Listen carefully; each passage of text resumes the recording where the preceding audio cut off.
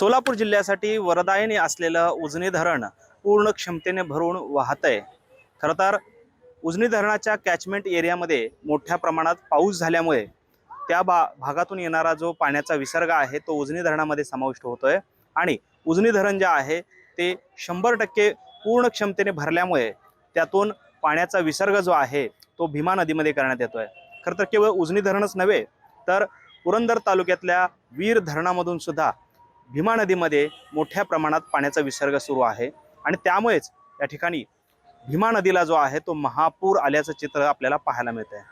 खरं तर उजनी धरणातून काल सायंकाळच्या सुमारास किंवा आज दुपारपर्यंत 80,000 क्युसेक्स वेगाने पाणी जे आहे ते सोडण्यात येत होतं, तर वीर धरणातून पाणी पातळी जे आहे ते कमी अधिक प्रमाणात 30,000 40,000च्या क्युसेक्स वेगाने जे आहे ते पाणी सोडण्यात येत होतं। त्यामुळे साधारणपणे जर का दोन्ही धरणांमधून भीमा नदीत सोडल्या जाणाऱ्या जे पाण्याचा विसर्ग जो आहे त्याचं ॲव्हरेज प्रमाण जर काढलं तर ते साधारण 1,10,000च्या आसपास क्युसेक्स वेगाने हे पाणी भीमा नदीमध्ये सोडण्यात येते आणि त्यामुळेच भीमा नदीला जो आहे तो महापूर आलेला आहे। खरं तर भीमा नदीला आलेल्या महापुरामुळे प्रशासनाकडून नागरिकांना सतर्कतेच्या सूचना देखील देण्यात आलेल्या आहेत।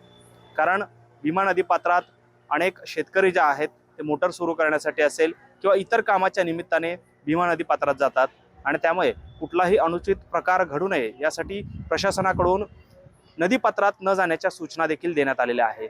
त्याचबरोबरीनं भीमा नदीवर असणाऱ्या कोल्हापूर पद्धतीचे जे बंधारे आहेत हे बंधारे सुद्धा आता पूर्ण क्षमतेने किंबहुना बंधाऱ्याच्या वरून पाणी जे आहे ते वाहत आहे, त्यामुळे बंधाऱ्यावर सुद्धा जाण्याचा मज्जाव जो आहे तो प्रशासनाकडून करण्यात आलेला आहे। विशेषतः दक्षिण सोलापूर अक्कलकोट या तालुक्यांमधून या पाण्याचा प्रवाह अधिक वेगाने असल्यामुळे या ठिकाणी अधिक सतर्कता जी आहे ती पाळण्यात येणार असल्याचं सांगण्यात आलेलं आहे। खरं तर भीमा नदीमध्ये सोडण्यात आलेला हा जो विसर्ग आहे याचं जर प्रमाण पाहिलं साधारणपणे 30 ते 35,000 क्युसेक्स वेगाने पाणी सोडलं तर भीमा नदीवरील जो जुना पूल आहे चंद्रभागेच्या तीरावर असलेला तो जुना पूल पाण्याखाली जातो। त्यापेक्षा अधिकचं प्रमाण वाढलं साधारणपणे 1,05,000 क्युसेक्स वेगाने जर का पाणी सोडलं गेलं तर व्यासनारायण झोपडपट्टी असेल त्याचबरोबरीनं संतपेठ भागामध्ये काही प्रमाणात पाणी जे आहे ते घुसत असतं। याशिवाय 1,30,000 क्युसेक्सपेक्षा अधिकचं पाणी जर का सोडलं तर मात्र जो गोपाळपूरचा जुना पूल आहे तो पाण्याखाली जात असल्याची माहिती जी आहे ती प्रशासनाकडून देण्यात आलेली आहे। त्यामुळे प्रशासनाकडून सतर्कतेच्या सूचना ज्या सातत्याने दिल्या जात आहेत। याशिवाय SDRFची टीम असेल, जिल्हा आपत्ती व्यवस्थापनची टीम जी आहे ती भीमा नदी पात्रामध्ये गस्त घालताना सुद्धा पाहायला मिळते। गावोगावी दौंडी पेटवण्यात आलेली आहे की नदी पात्रात कोणीही जाऊ नये। त्यामुळे एकंदरीतच सोलापूर जिल्ह्यामध्ये पाऊस नसला तरी जिल्ह्यामध्ये पूरस्थिती मात्र यंदाच्या वर्षी पुन्हा एकदा निर्माण झाल्याचं चित्र आपल्याला पाहायला मिळत आहे।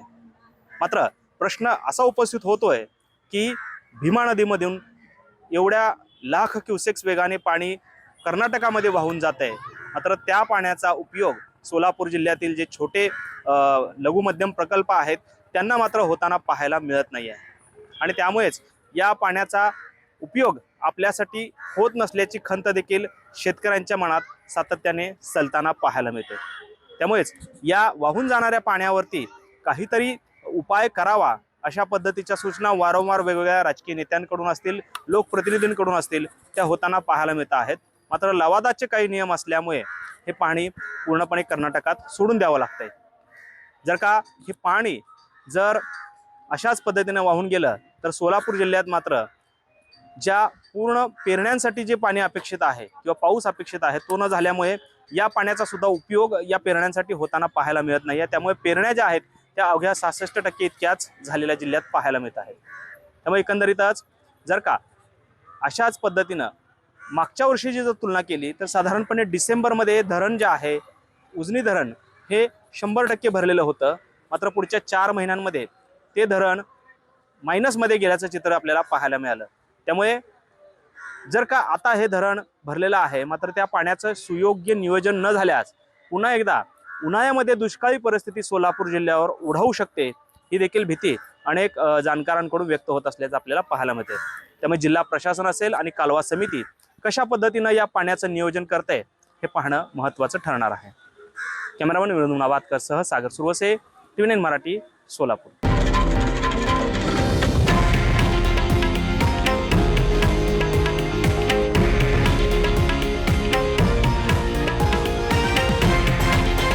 हे आहे देशातील नंबर 1 न्यूज नेटवर्क आणि आपण पाहत आहात TV9 मराठी, एकमेव.